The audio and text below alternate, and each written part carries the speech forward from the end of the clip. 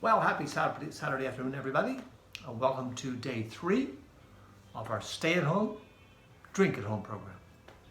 Today featuring gin. Now, you might think of gin as a British liquor, and I guess today it probably is. But in fact, gin came from Genever, which is a Dutch drink from around 1500, so the Middle Ages.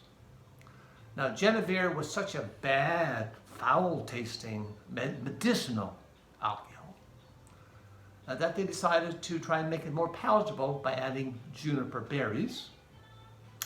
And juniper berries is what gives gin today its unique smell and flavor. Now, gin is not a sippin liquor, not like scotch or bourbon. And so today we'll make 5 different gin cocktails, starting with the classic gin martini.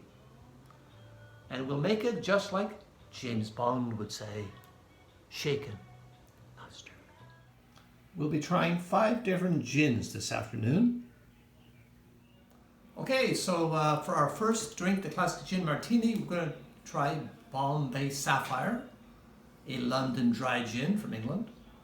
If I give it a smell, it has the very strong juniper flavor, which is good, and it has a lot of sweet botanicals, I think, which gives it a very sort of broad appeal.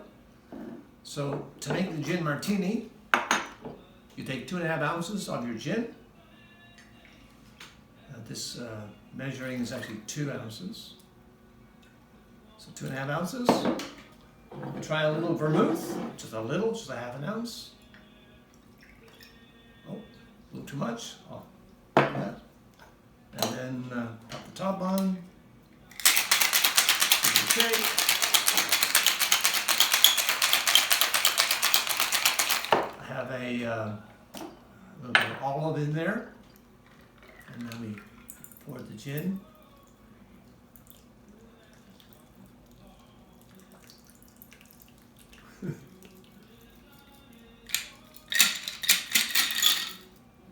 And there we have a gin martini. Give it a try.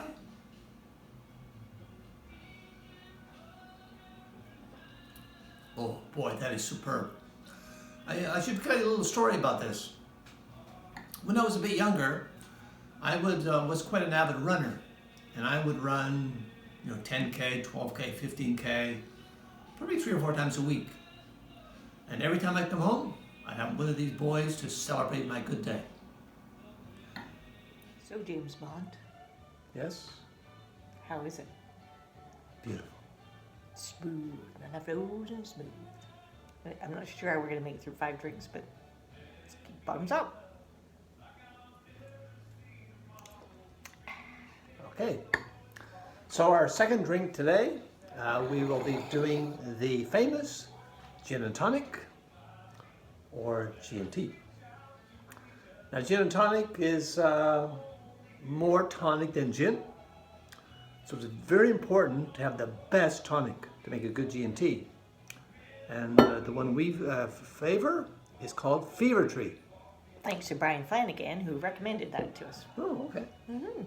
And so anyway, for this one we'll be doing the Galway gin, which is from Galway, and it's 86.6 proof, and give it a little smell. Much more subtle than the Bombay Sapphire,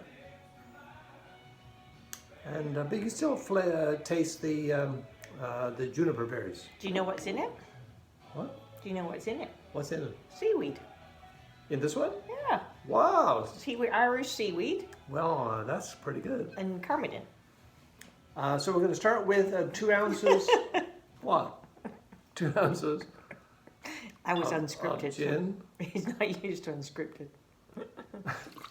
2 ounces of gin. We'll try in some this is called improv on this. lemon juice. Okay, you can tell I'm really wondering. For the final, and the last ingredient, of course, is the Fever Tree. The most important part of the drink, in a way. And we're going to put in 2 ounces, or maybe even more. Maybe 4 ounces. Now, we have actually been pairing our food with the gin. We had shrimp cocktail for the first one. For the G&T, we're going to actually try cucumber sandwiches. What could be more British than cucumber sandwiches? With bread from, thanks to Brenda, from Blackbird Bird. Hands have been washed. Remember to wash those hands. All right. That is some fine G&T. You know, it just proves in life that sometimes the simple things are the best. Yeah, very simple. It's just Simple. 3 Like him. ingredients. Yeah. Let me try the cucumber sandwich. Hands have been washed. Cucumber.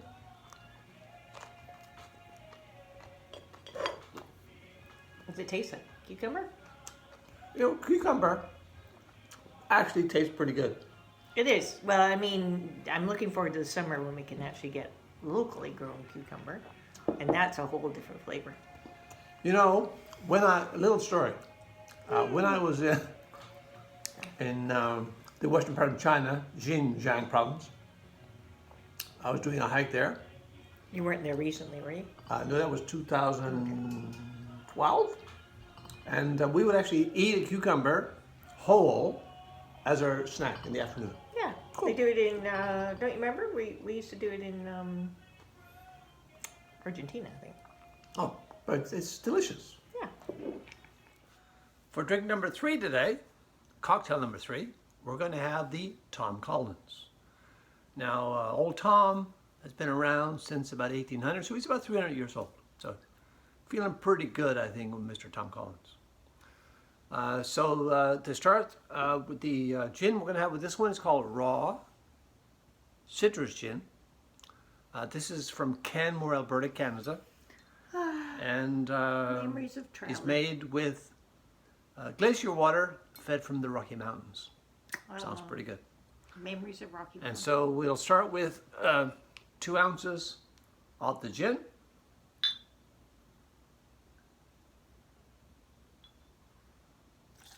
Into a shaker. We then put lemon juice into the shaker. Some simple sugar into the shaker.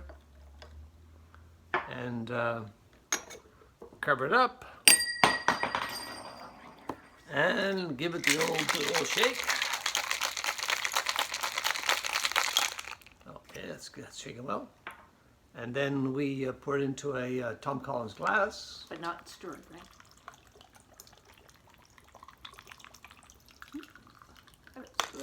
And then we top the drink. How's this different from the last drink?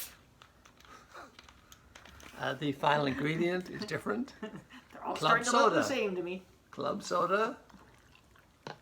And there it is. So the only difference is the club soda? Club soda versus tonic. Yes, that's the main difference. Okay.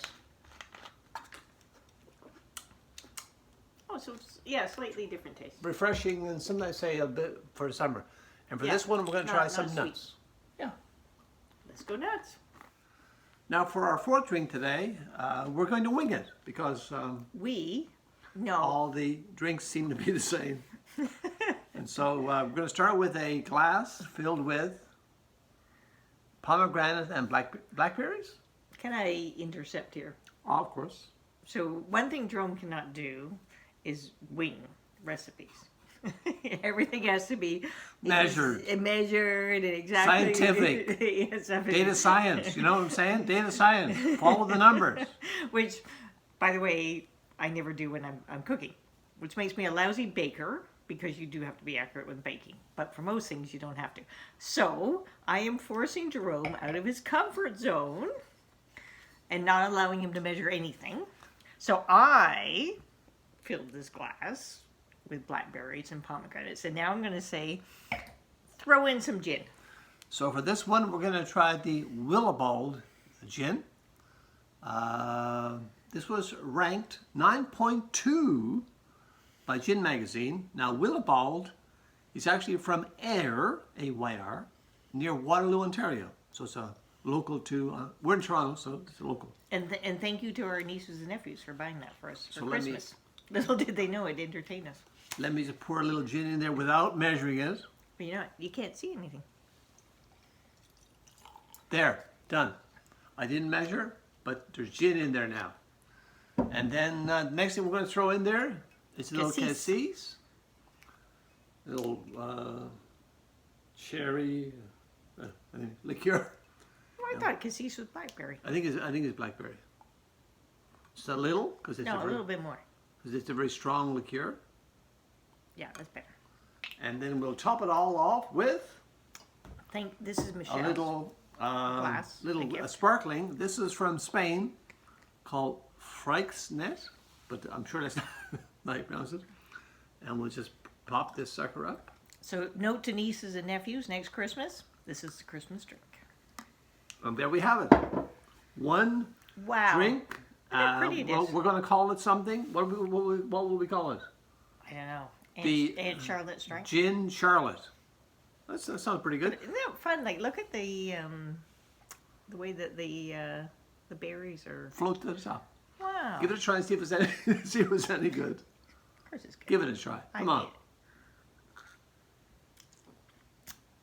Ooh, beauty. Well, it could be a little bit colder. It's very interesting.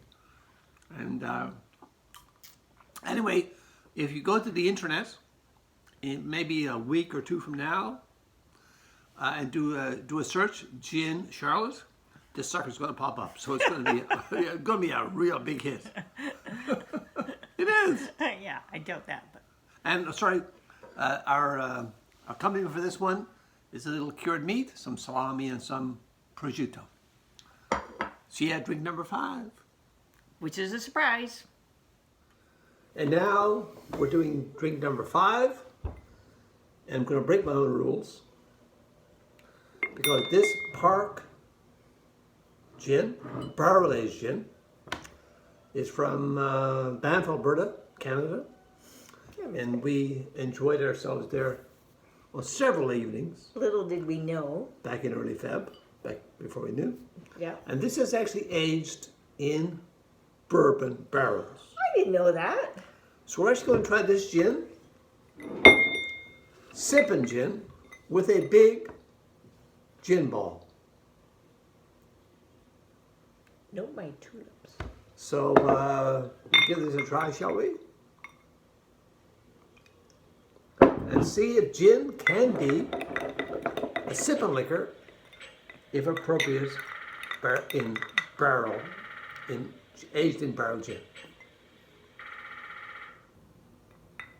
But it's no different than a martini, right? Well, it's. Have you tasted it yet? No.